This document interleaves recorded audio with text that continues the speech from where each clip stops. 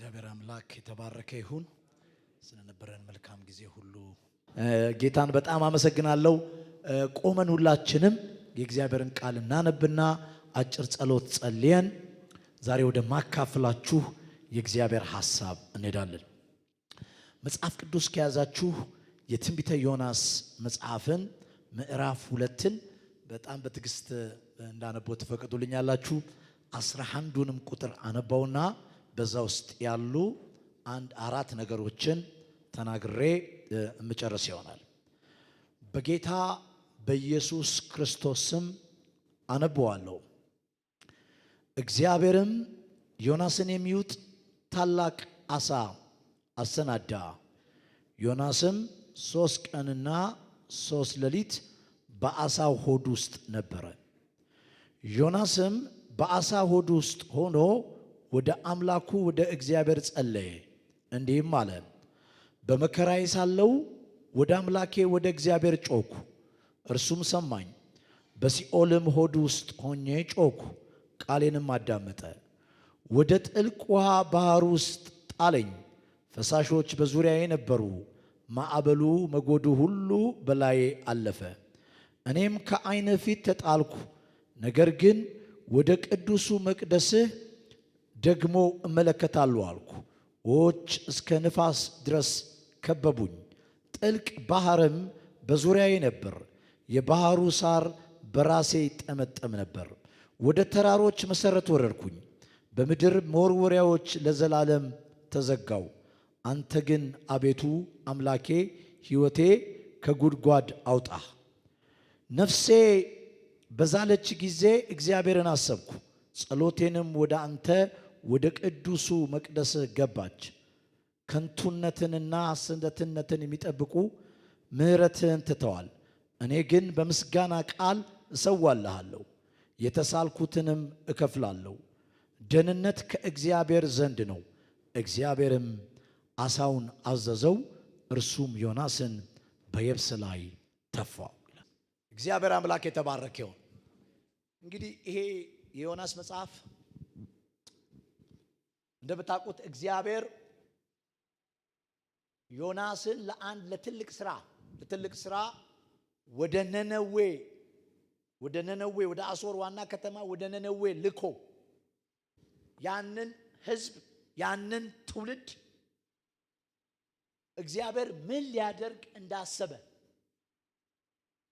መልእክት ነግሮት ወደ ነነዌ ሊልከው በወሰነ ጊዜ መጽሐፍ ቅዱስ በዛው ፍጥነት ውስጥ ዮናስም ይላል ዋጋ ከፍሎ ወደ ተርሴስ ኮበለለ ይላል።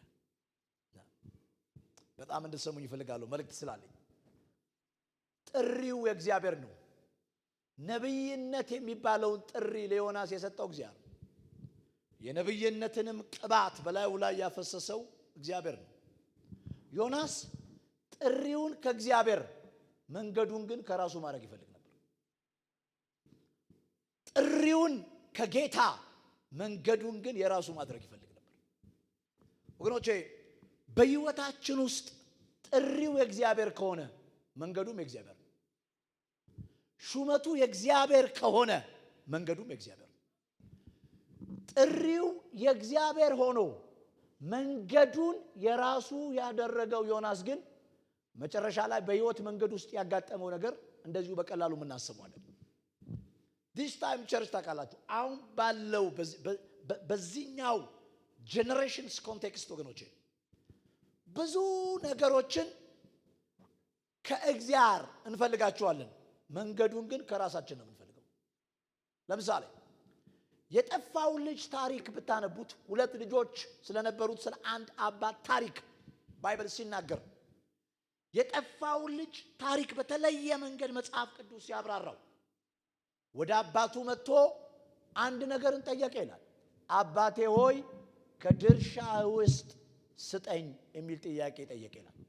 ልጁ እንደምታዩት አባቱን ለመጠየቅ የሚሆን አደገኛ የጥያቄ ጉልበት አለው። የመጠየቅ አቅም አለው። ድርሻውን ያውቃል። በአባቱ ዘንድ ያለውን ፖርሽን ያውቃል። ሲጠይቅ አባቱን እንዴት ኮሚኒኬት እንደሚያደርግ አባቴ ሆይ ድርሻን ስጠኝ ብሎ አባቱን ጠየቀ። ልጁ የመጠየቅም የመጸለይም ችግር የለበትም። ወርዶ አባቱም ድርሻውን ሰጠው ይላል። ልጁ የመልስም ችግር የለበትም፣ ይመለስለታል። ባይዘው ይመለስለታል። የጠየቀው ነገር ሁሉ የሚመለስለት ልጅ። አባትየውም ድርሻውን ሰጠው ይላል። ለመጠየቅ ስማርት ነው፣ ለመቀበል ስማርት ነው። የተቀበለውን ነገር ግን ለአባቱ ሐሳብ መዋል ግን አይፈልግም። ለአባቱ ፍቃድ ግን መዋል አይፈልግም። የጠየቀው ወደ አባቱ ነው፣ የተቀበለው ከአባቱ ነው። መንገዱና የተቀበለውን ነገር ግን የሚጠቀምበት አጠቃቀም ለራሱ ነው። ወገኖች በሕይወታችን ውስጥ ባይዘው ይላችሁ ጠላት ከፈጠራቸው ትልልቅ ዲስትራክሽኖች በላይ ከእግዚአብሔር በተቀበልነው ነገር እንደ ራሳችን ሐሳብ በሄድነው መንገድ የተፈጠሩ ዲስትራክሽኖች በጣም ብዙዎች ናቸው። ባይብል ደስ ይለኛል። ይሄን ልጅ ሲያብራራው ያብራራበትን መንገድ እወደዋለሁ። ሁልጊዜም ተናግሬ የማልጠግበው ነገር ነው። ይህንን ያክል ነገር ከአባቱ የተቀበለው ልጅ መጽሐፍ ቅዱስ ያለው ልጅ አይለውም። ባይዘው ሀብታሙ ልጅ አይለውም። የተሳካለት ልጅ አይለውም። ባይብል ባይዘው የጠፋው ልጅ ነው የሚለው። አንዳንዴ ይሄ ልጅ ቸርች ቢኖር ምን አይነት ስም ነው የሚሰጠው ብዬ አስቤ አውቃለሁ።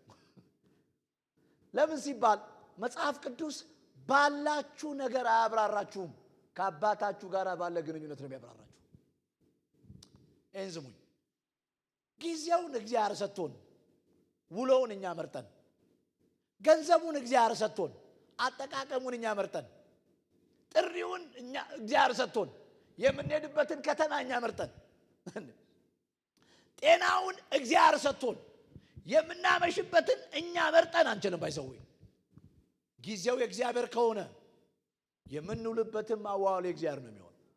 አረ ኢየሱስ ጌታ ነው። ጥሪው እግዚአብሔር ከሆነ ባይመቸንም መንገዱ እግዚአብሔር ወኖች። ስለዚህ ቮኬሽናል የዮናስ ትልቁ ፓርት እግዚአብሔር ለአገልግሎት ጠርተዋል። ዮናስ አሜን ነው የሚለው። እንዲሁም ለነብይነት ነው። ዮናስ አሜን ነው የሚለው። የነብይነት ቅባት ይፈስብሃል። ዮናስ አሜን ነው የሚለው። ወደ አሶር ትሄዳለህ ሲባል ግን ዮናስ ኖ ነው የሚለው። ዮናስ ጥሪው ላይ የስ ነው፣ ቅባቱ ላይ የስ ነው፣ መንገዱ ላይ ግን ነው። እግዚአብሔር ደግሞ ይላችሁ እቺን ስሙኝ።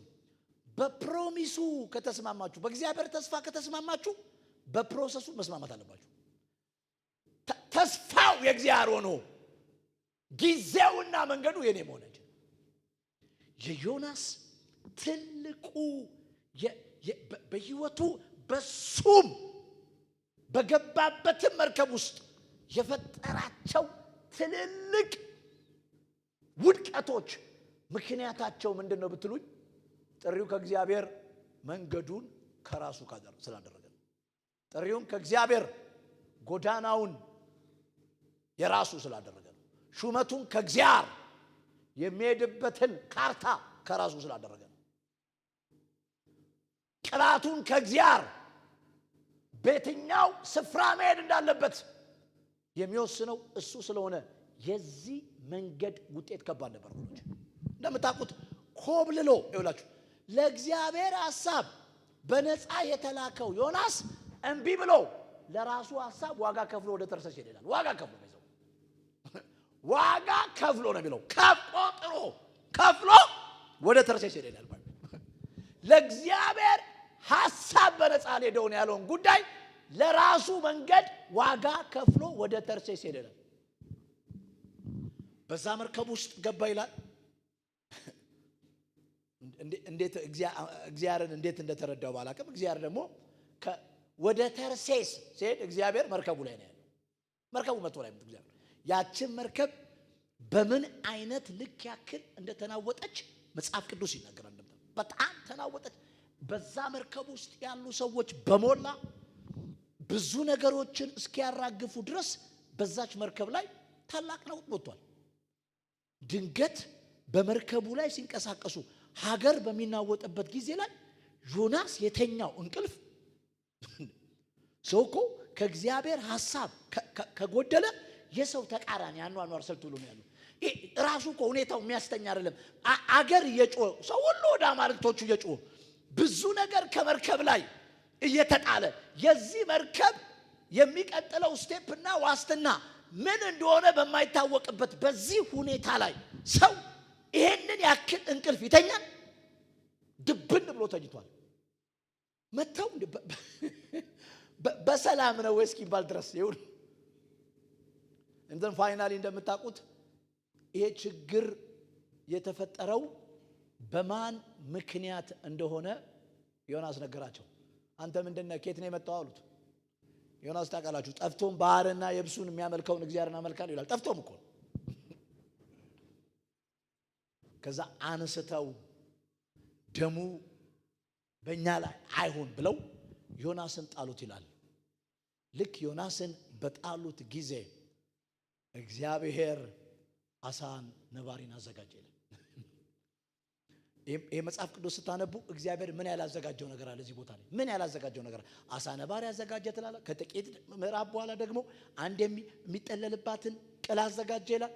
ዮናስ ቅል አዘጋጀ ብሎ ሲጨርስ ተላዘጋጀ ይላል። ያልተዘጋጀ ነገር የለም እዚህ ፓርት ውስጥ አዘጋጀ ይላል ባይብል። ዮናስም በአሳ ነባሪ ሆድ ውስጥ ገባ።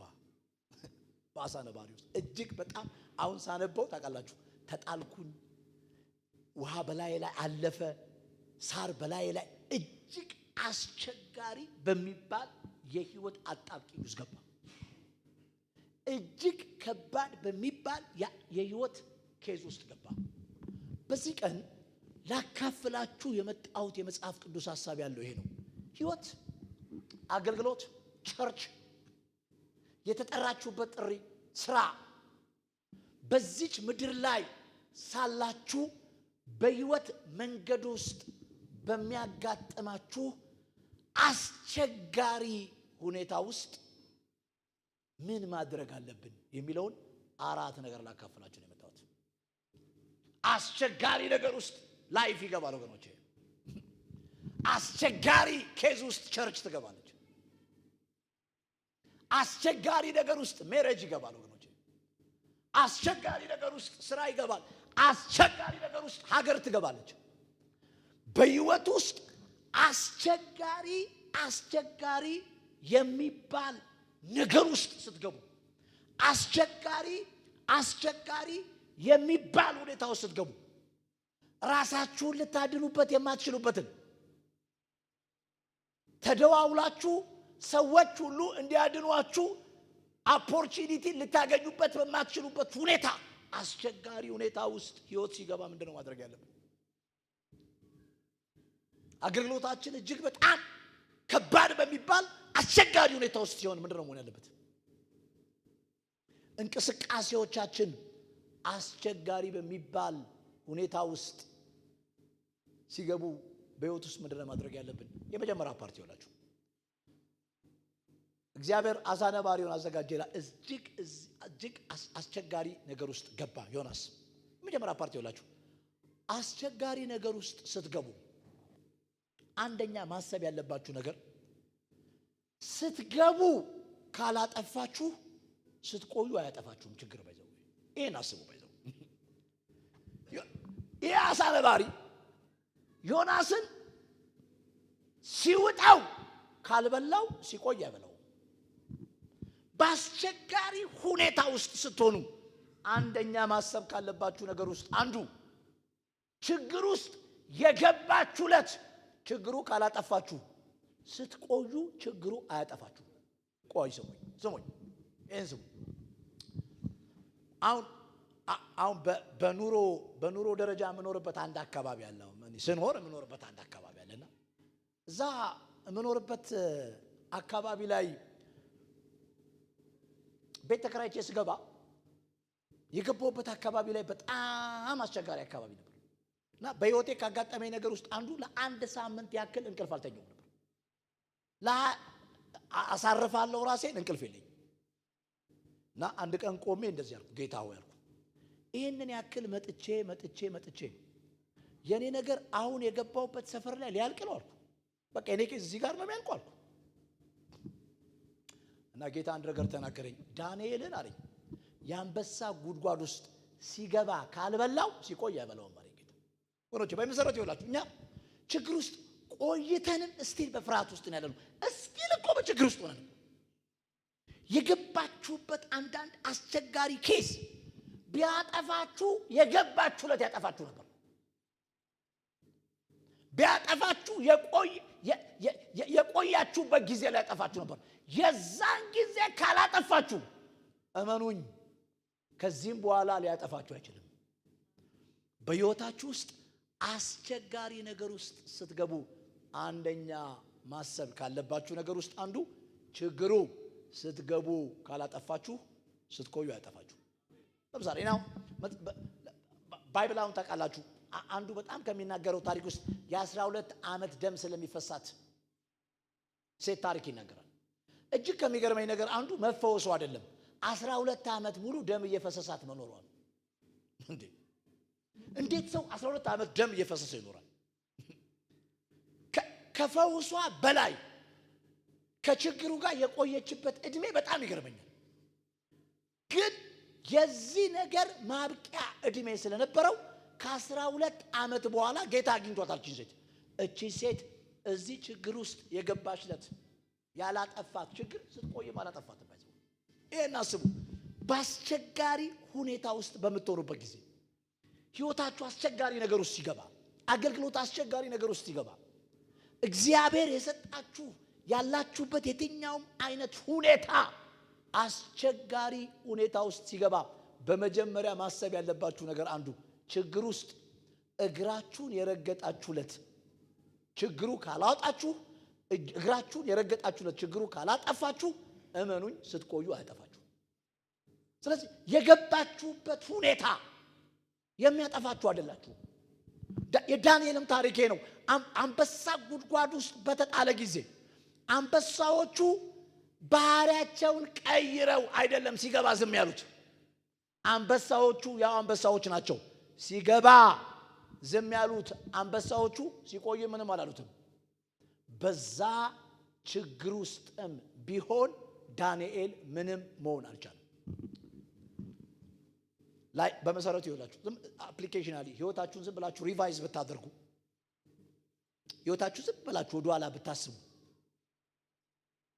በብዙ አስቸጋሪ ነገር ውስጥ ችግሩ እኮ የገባንበት ችግር ይብራራ ከተባለ እኮ አጥፊ ነው። ይብራራ ከተባለ እኮ ገዳይ ነው። ግን እግዚአብሔር በስንት ችግር ውስጥ ህይወታችንን አኖሮታል። በስንት ከባባድ ሁኔታ ውስጥ ህይወታችንን አኖሮታል። የኖርነውን ነገር የኖርነው ነገሩ ስለማያጠፋ አይደለም። በዛ ነገር ውስጥ በህይወት እንድንኖር የፈቀደ እግዚአብሔር ስለሆነ ወደ አንቺ በመጣው ጊዜ በደም ተለውሰሽ አገኘሁሽ አለ ጌታ። ከዛስ በህይወት ኑሪ ያልኩሽ ያለችበት ሁኔታ እኮ አይደለም በህይወት ያኖራት፣ የወጣባት ቃል ነው በህይወት ያኖራት። the problem ታውቃለህ፣ እኛ የችግር ፕሬዘንስ የእግዚአብሔርን ፕሬዘንስ ስለሚያጠፋብን የገባንባቸው ሁኔታዎች እግዚአብሔር ከነዛ ሁኔታዎች በላይ እንደሆነ ስለሚያጠፋብን እየኖርነው እንፈራዋለን። ታውቃላችሁ ችግሩን። አንደኛ በአስቸጋሪ ሁኔታ ውስጥ ስትገቡ አንድ ማሰብ ያለባችሁ ችግሩ ስትገቡ ካላጠፋችሁ ስትቆዩ አያጠፋችሁ። አንድ ሁለተኛ እዩት። ዮናስ መጽሐፍ ቅዱስ ቃል በቃል ከሚያብራራበት መንገድ ውስጥ አንዱ 3 ቀንና 3 ሌሊት በባህር ውስጥ ቆየ የሚል ቀን ነው። 3 ቀን ውስጥና 3 ቀንና 3 ሌሊት በባህር ውስጥ ቆየ። ሁለተኛ በችግር ውስጥ ስትሆኑ ማሰብ ከሚገባችሁ ነገር አንዱ ምንም በችግር ውስጥ ብትሆኑ እግዚአብሔር ወደ አሰበው ነገር እየሄዳችሁ እንደሆነ አስቡ። አልቆመ። ህይወት በችግር ውስጥ አይቆምም። ባይዘው ዮናስ ችግር ውስጥ ነው። አዎ በችግር ውስጥ ግን እግዚአብሔር ወደ አሰበው ነገር እየሄደ ነው። ባይዘው አሳ ነባሪ ውስጥ ነው። አዎ በአሳ ነባሪ ሆድ ውስጥ ሆኖ ግን እግዚአብሔር ወደ አሰበው ነገር እየሄደ ነው። ችግር መጥቷል ማለት ነገር ቆሟል ማለት አይደለም። ችግር ተፈጥሯል ማለት ነገሮች ተቋርጠዋል ማለት አይደለም። ይህን ስሙ ባይዘው እግዚአብሔር እየሰራ ሲመስላችሁ እየሰራ ነው። እየሰራ ካልመሰላችሁ በኃይል እየሰራ ነው። በኃይል እየሰራ ነው። እግዚአብሔር ሲናገር እየሰራ ነው። ዝም ሲልም በጣም እየሰራ ነው። በአስቸጋሪ ሁኔታ ውስጥ የሚቆም ነገር የለንም። በአስቸጋሪ ሁኔታ ውስጥ የሚቋረጥ ነገር የለንም። ዮናስ በዚህ አስቸጋሪ የአሳ ነባሪ ሆድ ውስጥ ቢገባም አሳ ነባሪው ግን እግዚአብሔር ወደሚወስደው ነገር እየወሰደው ነበር። እግዚአብሔር ወደሚፈልገው ነገር እየወሰደው ነበር። ሁለተኛ በአስቸጋሪ ሁኔታ ውስጥ ማሰብ ከሚገባችሁ ነገር ውስጥ ሁለተኛው በአስቸጋሪ ሁኔታ ውስጥ ብትሆኑ ነገራችሁን እግዚአብሔር ወደሚፈልገው ነገር እየወሰደው እንዳለ ማሰብ በጣም ወሳኝ ነው። ለምንድን ነው ይሄን ነገር የምትለው ብትሉኝ ይወላችሁ አንዴ ታፍታ እንደዚህ ከባባድ የሚባሉ ጊዜያቶች ነገር የቆሙ ነገር የተዘጋ ነገር የተቋረጠ ነገር ያበቃ ይመስላል አይደለም። በአስቸጋሪ ሁኔታ ውስጥም ነገር እየሄደ ነው ያለው። ነገር እየቀጠለ ነው ያለው። ነገር እየፈጠነ ነው ያለው። እንዲሁም ይሁት የአሳ ነባሪ እኮ ታውቃላችሁ። አሁን ዮናስ የገባበት የአሳ ነባሪ እስኪ ተፋው ድረስ እረፍት የለውም። እስኪ ተፋው ድረስ እረፍት ስለሌለው እያንገበገበ ነው እግዚአብሔር ወዳለው ቦታ ላይ የሚወስደው። እስኪ ተፋው ድረስ እረፍት ስለሌለው ወኖቼ በአስቸጋሪ ሁኔታ ውስጥ ስንሆን ሁለተኛ ማሰብ ካለብን ነገር አንዱ ነገራችን አልቆመም። ነገራችን በስራ ላይ ነገራችን እየሄደ ከትናንት ይልቅ እየሄደ እየተጓዘ አስቸጋሪ ነገሩ። ለዚህ ነው ባይብል በውሃ ውስጥ ባለፍክ ጊዜ የሚል ቃል የለም። ምንም ውሃ ቢሆን እያለፈ እኮ ነው። ምንም ውሃ ቢሆን እያለፈ ነው። ምንም እሳት ቢሆን እያለፈ ነው። በውሃ ውስጥ አልቆመም። ይሄ እስራኤል በውሃ ውስጥ አልቆመም፣ በእሳት ውስጥም አልቆመም። ነገሩ ውሃ ነው፣ አዎ፣ ግን እያለፈ ነው። ነገሩ ከባድ ነው፣ ግን እያለፈ ነው። ሁለተኛ በህይወታችሁ በአስቸጋሪ ሁኔታ ውስጥ ልታስቡት ከሚገባው ነገር ውስጥ አንዱ ያለውት አስቸጋሪ ነገር ውስጥ ቢሆንም ነገሬ ግን እየሄደ ነው። አረ ኢየሱስ ጌታ ቆይ እላችሁ የኛ ማይንድ ሴት ሁሉ ጊዜ አሪፍ ሁኔታ ላይ ስንሆን፣ በጣም አሪፍ ሁኔታ ላይ ስንሆን፣ ኮሚኒኬሽናችን አሪፍ ሲሆን፣ አገልግሎታችን አሪፍ ሲሆን፣ ሁሉ ነገር አሪፍ ሲሆን እግዚአብሔር እየሰራ እንዳለ ይሰማናል። ነገሮች ደግሞ የዛ ነገር ተቃራኒ ሲሆን እግዚአብሔር ስራ ያቆመ ይመስለናል። እግዚአብሔር በብርሃን እንደሚሰራ ሁሉ በጨለማም ለመስራት የሚከለክለው የለም። በጥሩ ጊዜ እንደሚሰራ ሁሉ ጥሩ ባልሆነም ጊዜ መስራት የሚከለክለው አምላክ። እኔ በጥሩ ጊዜ የመስራት እድል ሊኖረኝ ይችላል። ጥሩ ያልሆነ ጊዜ ሲመጣ ልቆም ይችላል። እኔ ስቆም ግን ስራ የሚያቆም እግዚአብሔር የለም። ወገኖቼ በየትኛውም አይነት አስቸጋሪ ነገር ውስጥ ሆኑ፣ ዛሬም ነገራችሁ እየተንቀሳቀሰ ነው። አረ ኢየሱስ ጌታ።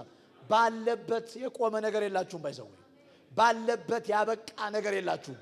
ባለበት ቦታ ላይ ፖዝ ያደረገ ነገር የለም። ምንም አስቸጋሪ ነገር ውስጥ ብንሆንም ዛሬም ነገራችን እየተንቀሳቀሰ ነው። ታፍ ታይሞችን እንደዚህ አይነት አሁን ዮናስ አሳ ነባሪ ውስጥ ነው ያለው። አሳ ነባሪው ይሂድ አይሂድ፣ ይጓዝ አይጓዝ ይህን ላያቅ ይችላል። በዚህ አስቸጋሪ ሁኔታ ውስጥ ግን ዮናስ ወደሚቀጥለው ስቴፕ እየተንቀሳቀሰ ነው ያለው። ህይወታችሁ እጅግ ፈታኝ ነገር ውስጥ ሲገባ ማሰብ ከሚገባችሁ ነገር አንዱ በፈታኝ ጊዜ ውስጥ የቆመ ነገር የለንም። የሚበላ እድሜ የለንም። የሚጠፋ ሲዝን የለንም። የሚያበቃ ሲዝን የለንም። ጊዜው ከባድ ነው። አዎ፣ ግን አሁንም ነገራችን ከትናንትና ዛሬ እየሄደ ነው። ባይዘው በአስቸጋሪ ጊዜ ውስጥ ሁለተኛ ማሰብ ያለባችሁ ነገር ቢኖር ይሄ። በሶስተኛ ደረጃ በአስቸጋሪ ሁኔታ ውስጥ ስታልፉ ማድረግ ከሚገባችሁ ነገር ውስጥ ሶስተኛው መጸለያችሁን ቀጥሉ። መጸለያችሁን ቀጥሉ። ባይዘው ሰውየው አሳ ነባሪ ውስጥ ሆኖ መቅደስህን አየሁት ይላል።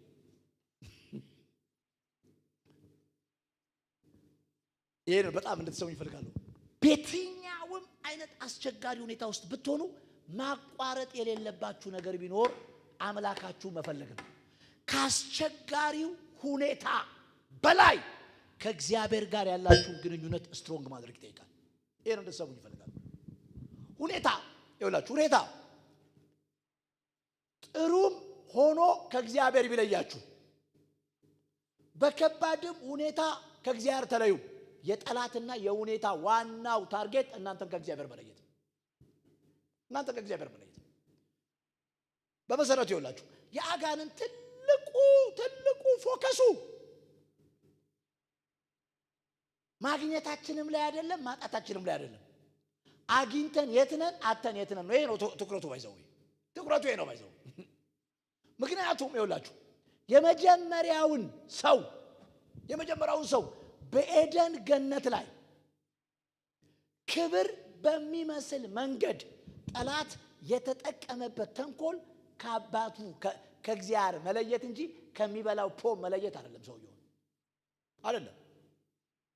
በየትኛውም ሁኔታ ሁኑ፣ ተሳክቶላችሁም ከእግዚአብሔር ጥፉ፣ ተቸግራችሁም ከእግዚአብሔር ጥፉ። እሱ ስኬቱም ላይ የለም፣ አለመሳካቱም ላይ የለም። የሱ ትልቁ ፓርት ከእግዚአብሔር ተለይቷል። የኛን ዘመን ደግሞ ታውቃላችሁ በጣም ከባዱ አሁን የኛን ዘመን ከባድ ከሚያደርገው ነገር አንዱ ማጣትም ማግኘትም ነው። ጸሎት የሚያስቆመው ሁለቱም ጸሎት ያስቆማል። ሁለቱም ቸርች ያስቆማል። እንደምታውቁት ሁለቱም ቸርች ያስቆማል። ያጣው ሰውዬ የኔን ነገር እግዚአብሔር ትቶታል ብሎ ያቆማል። ያገኘው ሰውዬ ደግሞ ቢዚ ነኝ ብሎ ያቆማል። በሁለቱም መንገድ ነው ከእግዚአብሔር የምንለየው። ታውቃላችሁ በሁለቱም መንገድ። ሁለቱም ከለየን የሱ ታርጌት ፖይንት ያ ነው። ምንም እያለፍንበት ያለው ነገር ከባድ ይሁን ዛሬም አምላካችንን መጥራት አናቆም። አረ ኢየሱስ ጌታ ነው። ክብር ሁሉ ለእግዚአብሔር ይሁን። ዮናስ በዚህ አስቸጋሪ ሁኔታ ውስጥ ሆኖ ይጸልያል። ይጸልያል። ተጣልኩኝ እያለ ይጸልያል። ወደ ምድር መሰረት ጣልከኝ እያለ ይጸልያል። ፈሳሾች አለፉብኝ እያለ ይጸልያል። በከባባድ ሁኔታ ውስጥ ሆኖ ይጸልያል። እችን ሰሙ ይፈልጋሉ። ይኸውላችሁ ችግሮቻችሁን ያላችሁበትን ከባድ ሁኔታ ለራሳችሁ ብትነግሩት መልሳችሁ ይበዛል። ችግር ለራሳችሁ ብትነግሩት ይበዛል። ባይዘው ለሰው ብትናገሩት ይባዛል። ለጌታ ከነገራችሁት ግን ይቆማል። አረ ኢየሱስ ጌታ። አሁን ደስ ይለኛል። ለምሳሌ ዮሐንስ ወንጌል ምዕራፍ 2 ማርያምን እንዴት እንደምወዳት የወይን ጠጁን ማለቅ ለጴጥሮስ አልነገረችው። ሁሉም እኮ አውርቷል። እንትና አልቋል ብሎ ጴጥሮስ ማርያም ጋር ደርሷል። ማርያም ለሚያወራው ሰው አልነገረችውም። ባይዘው ለሚፈታው አካል ነገረችው። አረ ኢየሱስ ጌታ። ምክንያቱም ችግር በባህሪው ላሰላስለው ካልክ አይምሮ ላይ እየበዛ ነው የሚሄደው። ባይዘው እየበዛ አሁን ዝም ብለህ ለምሳሌ አሁን ዝም ብለህ ወደን ቢያማውን ላሰላስለው ካልክ ከአንድ ሰዓት በኋላ የማሰላሰሉ መጨረሻ በራስ ላይ ካንሰር የሚባል ነገር ይሄ ነገርም አንተ መሆን አለበት። ይሄ ነገርም ስታሰላስለው ችግር እየበዛ ነው የሚሄደው። ለሰው ከነገርከው ደግሞ ያባዙታል። ባይዘው ባላየው አቅጣጫ ይነግረዋል። ችግርህን ባልተመለከትከው አቅጣጫ ይነግረዋል። ለሱ የሚነገር ግን ችግር ወገኖች፣ ለሱ የሚነገር ችግር የመጀመሪያ ፓርት ለሱ የሚነገር ችግር እሱ ለሌላ አይነግረውም።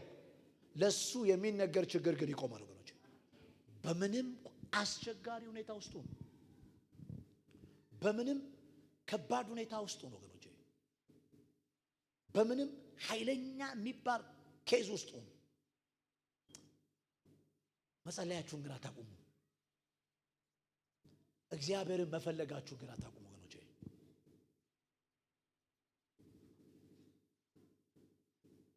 እሱን መጣራታችሁን ግን አታቁሙ። የገባንበትም ሁኔታ ከባድ ሆኖ ከሱም ተለይተን እንዴት ይሆናል ወገኖች? ያለንበት ሁኔታ በጣም ታፎ ነው።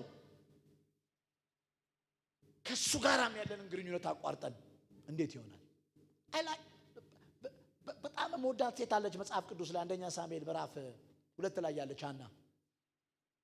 ሴሎ ላይ ያን ሁሉ የሚያክል ፌስቲቫል እየተከበረ ትልቅ በዓል እየተከበረ ጥሬ ስጋ በሚበላበት ቦታ ላይ ሴሎ ላይ አገር ወይም በሚጠጣበት ሰዓት ላይ ችግሯን የምታውቀው እሷ ናታ። አለመውለድም ኖሮባት ሐናም አበሳሽታት ፌስቲቫሉም ላይ ተቀምጣ ይሆናል እንዴ? አይሆንም እኮ በይዘው እንዴት ይሆናል? ከዛ ግርግር ውስጥ ወጣ በጌታ ፊት ሆና ከንፈሯን እያንቀሳቀሰች ትጸልይ ነበር ይላል። እዝሙኝ ከችግራችን በላይ የገደለን ምን ተቃላችሁ? ለችግራችን የወሰነው ውሳኔ ነው የገደለን። ተቸግረንም 4 በ4 ወንበር ላይም ተቀምጠን የምናልፍበት ሁኔታ ከባድ ሆኖ የምንተኛው እንቅልፍ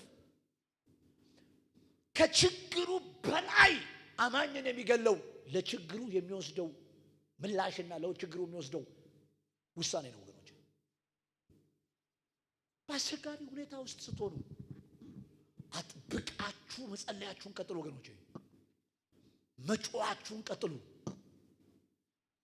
ራሳችሁን ማየታችሁን ቀጥሉ። በእንደዚህ አይነት ታፍ ታይም ማንም አይደለም የሚያስፈልግህ፣ ከማንም በላይ የሚያስፈልግህ እግዚአብሔር ስለሆነ አሁን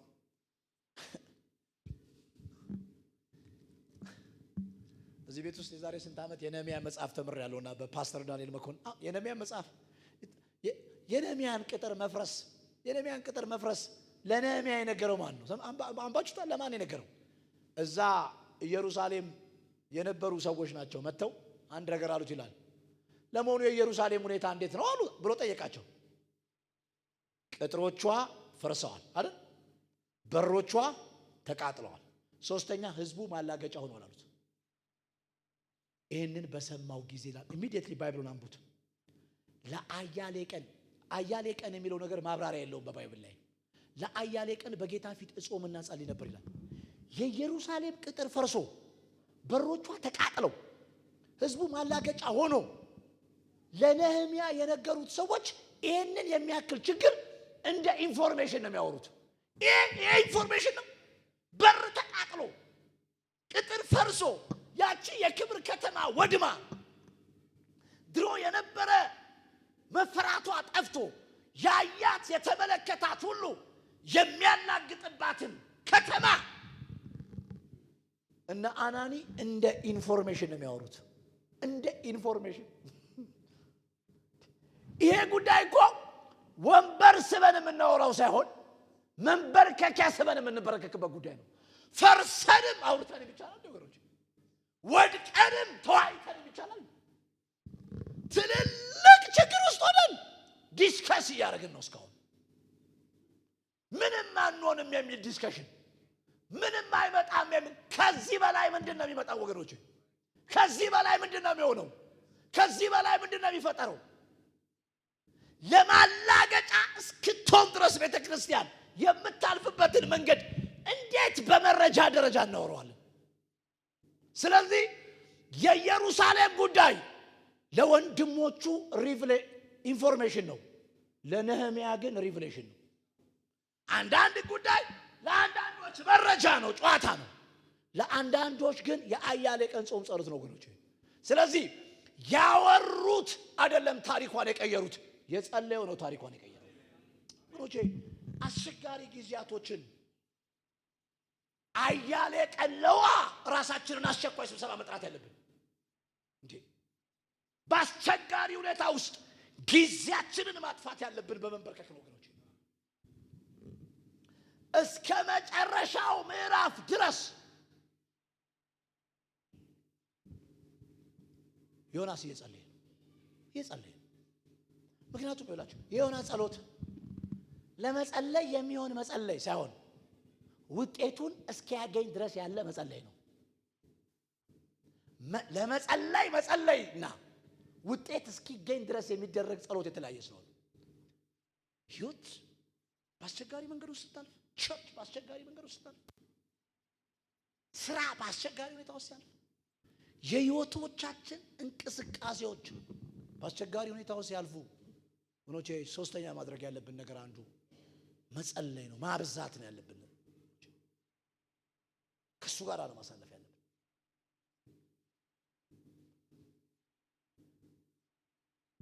ጊዜዎቻችንን በሌላ ቦታ ላይ ኢንቨስት በማድረግ የችግሮቻችንን እድሜ መጨመር የለብንም። የችግሮቻችንን ተጽዕኖ ማብዛት የለብንም። መጸለይ ነው ያለብን። ዮናስ በዚህ አጣብቂኝ ውስጥ በሶስተኛ ደረጃ ያደረገው ነገር ቢኖር መጸለይ ነው። አራተኛ ነው የመጨረሻው። በአስቸጋሪ ሁኔታ ውስጥ ስንሆን ምን እናስብ? አራተኛ ፓርቱም እንደምታውቃላችሁ አሳ ነባሪውም ዮናስን በየብስ ላይ ተፋው የሚል ቃል አለ። በአስቸጋሪ ሁኔታ ውስጥ ስትሆኑ አራተኛ ማሰብ ያለባችሁ ነገር ቢኖር ችግር ሁሉ ማብቂያ አለው። ማብቂያ ቋሚ ባይዘው ቋሚ ክረምት የለም። ቋሚ ክረምት ባይዘው ችግር ማብቂያ አለው። ችግር ማብቂያ አለው። መከራ ማብቂያ አለው። በነጠላ ሰረዝ የገባንበት ችግር እንጂ በአራት ነጥብ የገባንበት ችግር የለም። ችግር ማብቂያ አለው። ባይዘው አሁን ያለንበት ሁኔታ ማብቂያ አለው። በዚህ ምድር ላይ ትልቁ ፓርት በእችን 80 እና 90 ዓመት እዚህ ምድር ላይ ስንኖር በህይወት አጋጣሚ ሁሉ ችግር ታውቃላችሁ። ችግር አያልቅም። ችግር ትልቁ ፓርት ስሙን ነው የሚቀይረው። ችግር ዛሬ የኤርትራ ባህር ከሆነ ትንሽ ቆይቶ የዮርዳኖስ ባህር ይሆናል። ዛሬ ችግር አንበሳ ሆኖ ከመጣ ነገ ድብ ሆኖ ይመለሳል። በዚህ ሁሉ ውስጥ ግን ቋሚ ችግር የለም። ነገሮች የሚያበቁበት ጊዜ አለ። አረ ኢየሱስ ጌታ ነው። ደስ የሚለኝ ተፋው የሚለው ፓርት አይደለም፣ ትክክለኛ ቦታ ላይ ነው የተፋው። ባህር ላይ አልተፋውም። ባይዘው ችግር ሲያበቃ ራሱ የሚያበቃው እናንተን ትክክለኛ ቦታ ላይ አስቀምጠው ነው የሚያበቃው። አረ ኢየሱስ ጌታ ነው። እማይሆን ቦታ ላይ ተፍቶ ካይደም ባይዘው እማይሆን ስፍራ ላይ ተፍቷችሁ አይደም ባይዘው ችግሩ ይሄ አሳ ነባሪ ዮናስን ሲተፋው የተፋው የብስ ላይ ነው። ሰሞን የዮናስን ጉዞ ብታዩት የመጀመሪያው ጉዞ እንደምታውቁት በየብስ ነው፣ በባህር በመርከብ ነበር። ወደ አንድ ቦታ ለመሄድ ትክክለኛ መጓዣ መርከብ እንጂ አሳ ነባሪ እኮ አይደለም። ሰሞን የእግዚአብሔር ሐሳብ ከሌለበት መርከብ ይልቅ የእግዚአብሔር ሐሳብ ያለበት አሳ ነባሪ ይሻላል። ያለ እግዚአብሔር ሐሳብ በመርከቡ መሄድ አልቻለም።